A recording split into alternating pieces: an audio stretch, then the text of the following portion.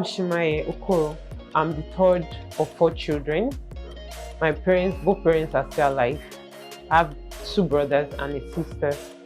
I'm a graduate of Obafemi Awolowo University. I read politics, philosophy, and economics, a triple honor course. Growing up was smooth. Not until when I went to a military school in Ibadan, AFCS, Air Force Comprehensive School in Ibadan. It was really tough because that school you have to start from GS1, and to enter the school you must start from GS1. So imagine us going through the military training. It was really tough. But then after graduating and going to the university, it helped me a lot in life, although. So it was nice. It made me understand the reality of life better.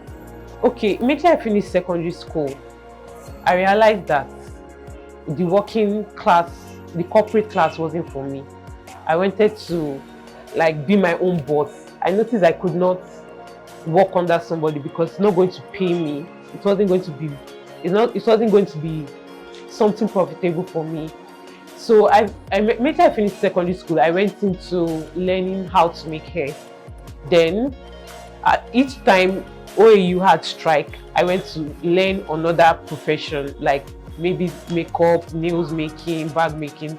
So I now realized at some point that having my own beauty home where I can make someone beautified from head to toe, like I do the hair, makeup, nails, clothes and everything, and the person comes out dashing, was like what I really wanted. So that was what the idea came up from, learning my hairdressing first. So from there, and I decided to get bigger, and now this is where I am, but this is not yet where I want to be. At first, my family, especially my mother, didn't understand what I wanted. It was just like looking as if I was confused, but I already had my own vision in my head of what I wanted. I didn't just want to learn only one trade. I wanted to learn different handwork because I'm very disastrous. Like I wanted to learn hair, makeup and all that. So she was like, what exactly do you want? And I tried explaining to her so many times, but she didn't understand. But at some point she began to see what I was doing and began to understand. But also another problem I had was finances, because if you are learning, you are working on different trades. Like you have to set up the gadgets, getting the gadgets, the tools, the equipment is very difficult, and especially if you are not from a very well-to-do home. So I had to work, like do some, like maybe focus on hairdressing at some point to raise money for makeup. Then when I focused on makeup, I raised money for nails. Then at some point when the money was coming from everywhere, I could get myself a little studio. Although, as I said earlier, this is not where I want to be. Like I still have a bigger dream and it's in process, but this is like one of the steps to where I want to be. It's basically all about planning, God, and having people that are understanding around you. I wouldn't lie, my mother has been of great help to me.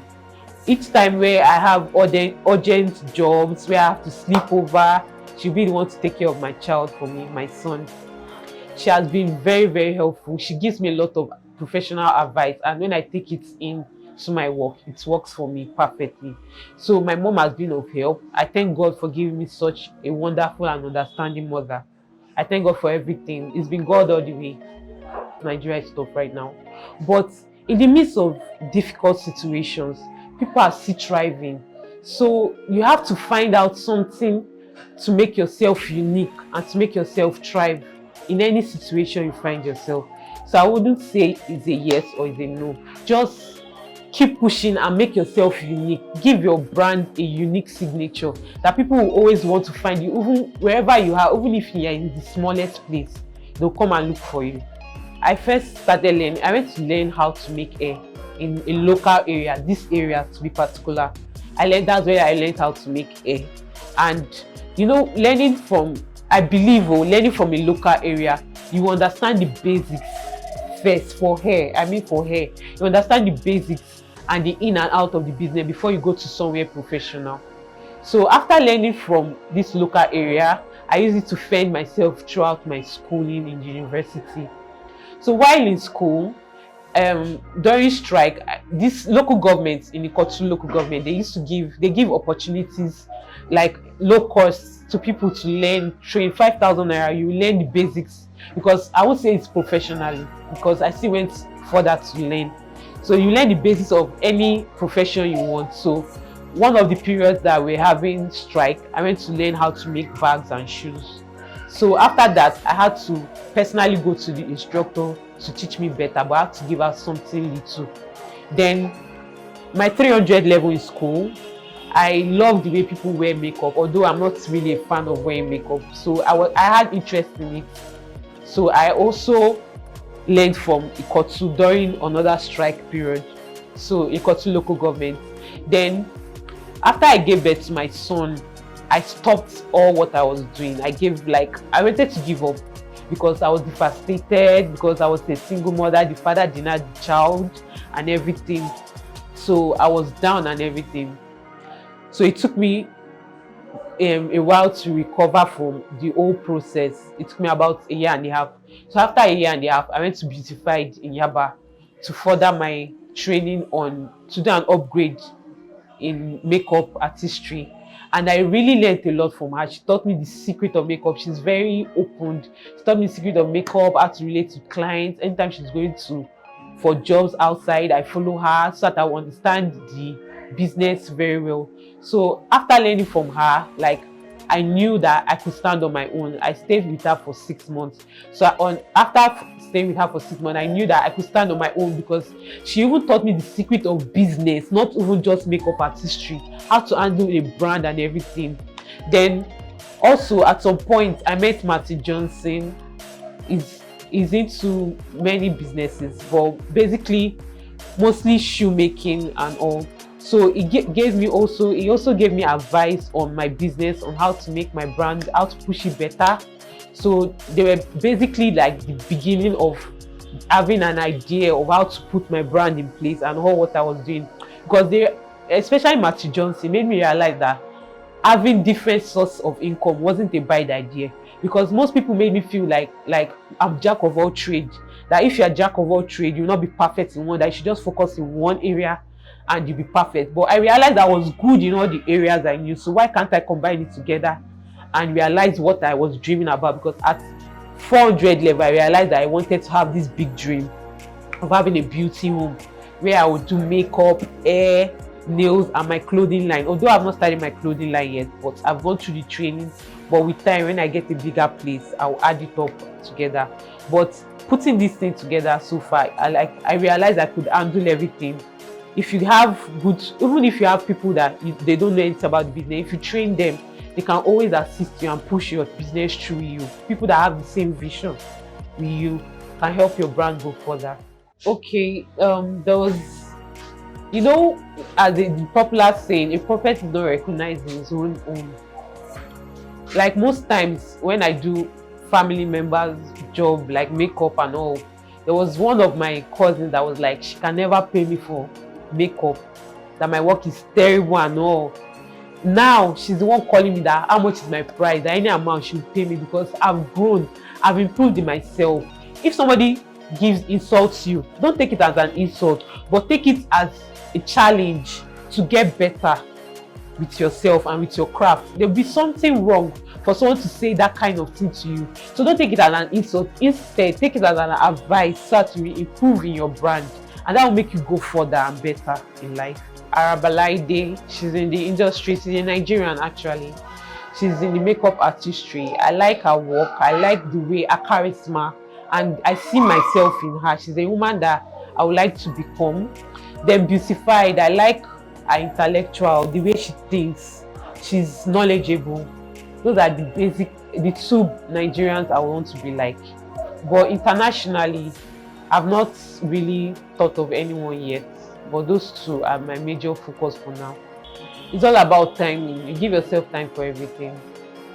If I draw every day when I wake up, I draw my timetable of what I'm going to do for that day. Because if you don't rest, you're going to break down. And if you're going to break down, there's no way to carry your business. So always time yourself and plan right.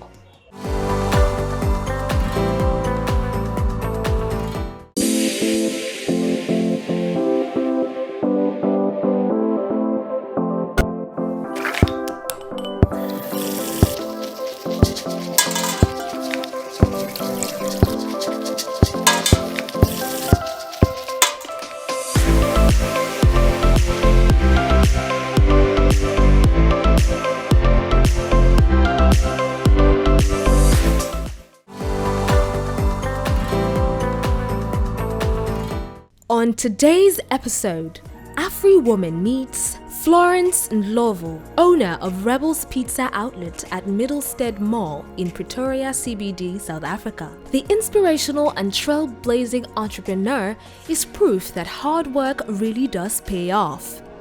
She had always wanted to own a pizza franchise. Over the years, she managed to save up enough money to make her dreams come true.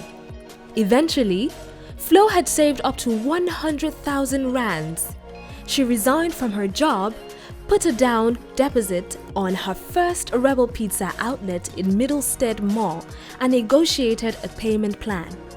Ndlovu's business now attracts hundreds of customers every week and continues to create jobs for many young people. Her plans are to ultimately run a chain of Rebel's Pizza stores and contribute meaningfully to society. For young ladies out there, I would advise you to keep pushing. Plan yourself. If you need to upgrade, go for an upgrade. If you feel like there's no money from anywhere, use what you have. And push yourself, because very few, I've called so many family members to help me and they couldn't. I cannot kill myself, I cannot go and steal, I cannot kill them.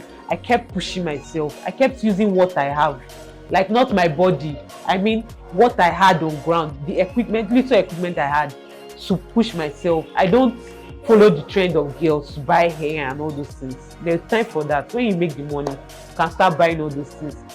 Keep saving. Before you know, you get what you need. Any little money you have, buy what you need for your business. Keep pushing, manage what you have, plan yourself right, and you will make it. I am Semaya Okoro. I am a beautician. I encourage the female gender to do more. I am an African woman.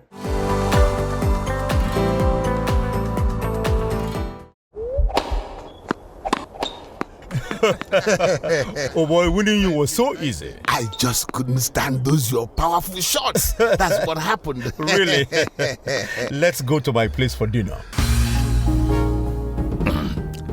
This fufu is so nice. It's true unripe plantain flour. True unripe plantain flour is delicious. Yes, true unripe plantain flour is what I serve my husband for swallows. It's easy to prepare, fortified with vitamin A, low in sugar and cholesterol, rich in fiber that helps the heart, builds and strengthens the bone, and his energy level is boosted. True unripe plantain flour, no additives, 100% natural, a product of Pali Agro Products Nigeria. True unripe plantain flour, available in all leading stores nationwide. I am Bimpe Adams Adebola. I am from Ogun State, Abeokuta to be precise. From a polygamous family, number 4 of the children. My parents are late. I studied business administration, Federal Polytechnic Laro, and I finished in the year 2000. After my days in school, actually I got married when I was writing my project. And so I got married, and then when I finished my project, I started running a business of my own. And I was into telecommunication business. Then it just came in newly, sales of phones, and then gradually I went on into recharge card. I was doing very, very well.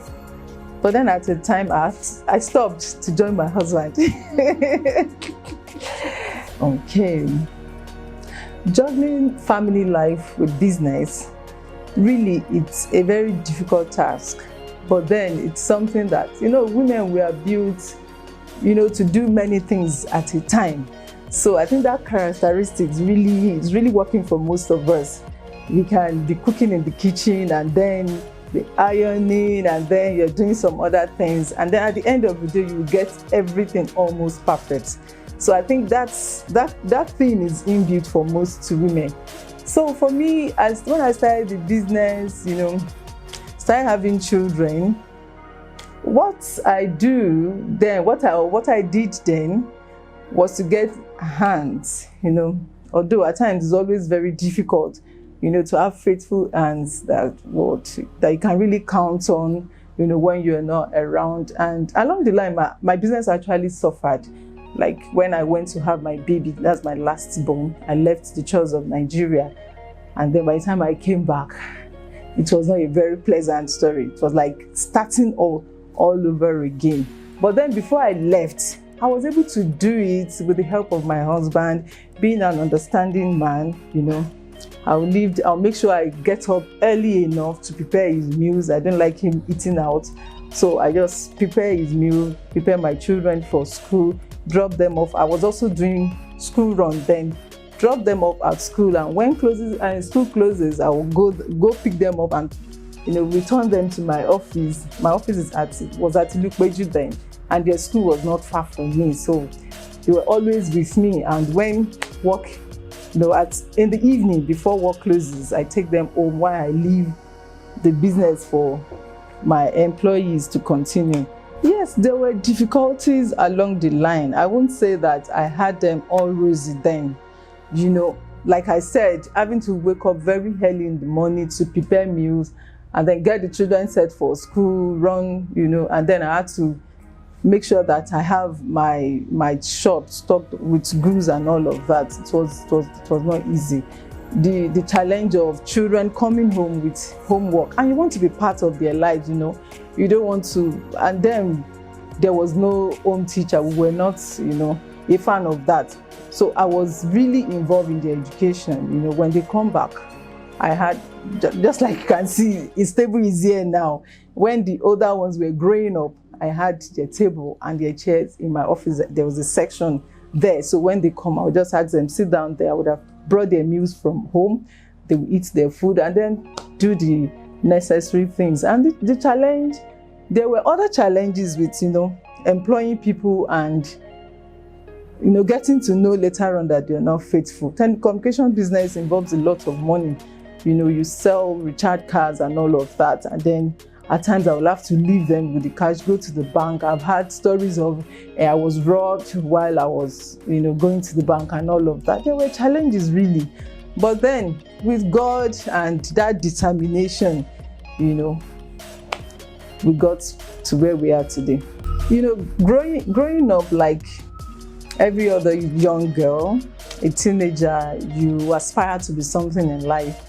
And so growing up, my background, my parents did not go to school, so the passion, the inspiration was not there. But in church, I find myself amidst people who are educated and were doing very well. So that inspired me that yes, I must go to school in spite of my parents' background. And so I went on to study business administration, and that was what I wanted in life. That I wanted to be somebody who is doing business. And then I think I find myself in that. Even at the moment, it's still what I'm doing, putting things right, in organization like here now at Adams College. God has put me here, and to an extent, I'll say that my coming in has really helped, to put some things. We are not there yet, but then we are getting there gradually. And along the line, like I said, I was in telecommunication business, and that wasn't the only thing I was doing. I ventured into this kitchen stuff. I was getting my goods from the UK, and then I aspired to have a very big store where you could come in and get all your kitchen needs. But then I had challenges of these cargo people. When they bring your things, what you ordered, eventually they got maybe dented or something. So when I saw that I was making a lot of loss and too much of loss, so I had to drop that and then continue with the telecommunication, before my husband now said, baby, please just come along and help with this. My experience here at Adams College has been so wonderful. I won't say there are no tough times. Of course there are, because at times I get home, at times I'm tired. Teenagers, who they are, they come with different challenges, and coupled with the fact that they've been home for 20, some of them 15 years, they've been with their parents, and they come in and meet other children with different family values. And here at Adams College, we try as much as possible to inculcate in them, good values. Those things are alien to them.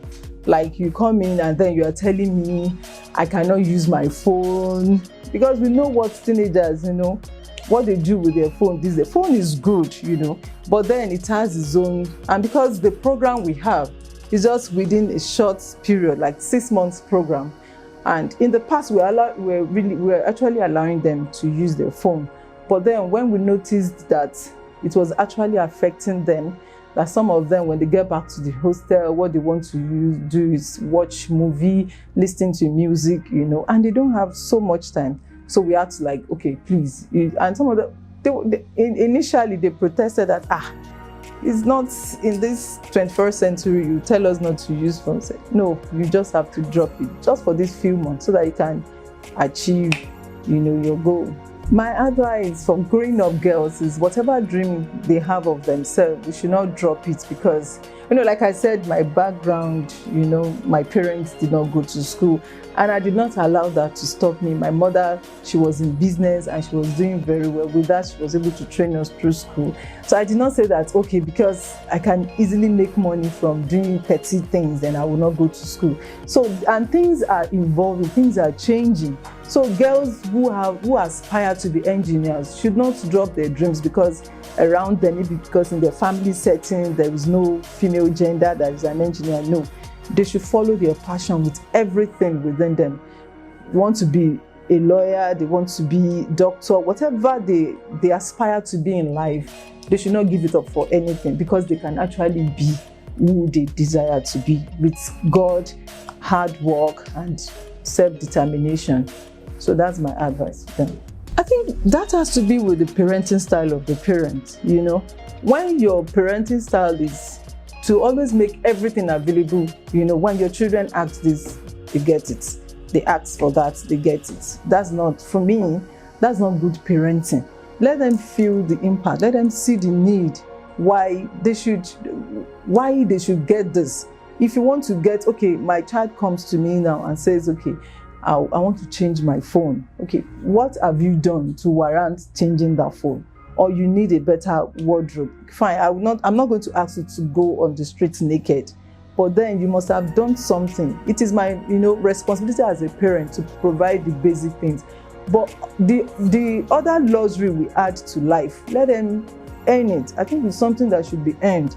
For most of these children from, this rich background, they don't see the need for their children, to actually earn what they are giving them. They just feel like, since I have the money, yes, we don't want our children to suffer. Like I was referring to my background, that I didn't come from a rich background. My parents were not educated. But then I think that's affected me in a way, because I was looking at things and I said, no, I don't want to live my life like this. My parents, at times we could not even afford spread on bread, There were times that we had to use beans, the water from beans, to eat your swallow. My name is Bimpe Adams Adebola, the administrator of Adams College. I support and encourage the female gender to do more. I am an African woman.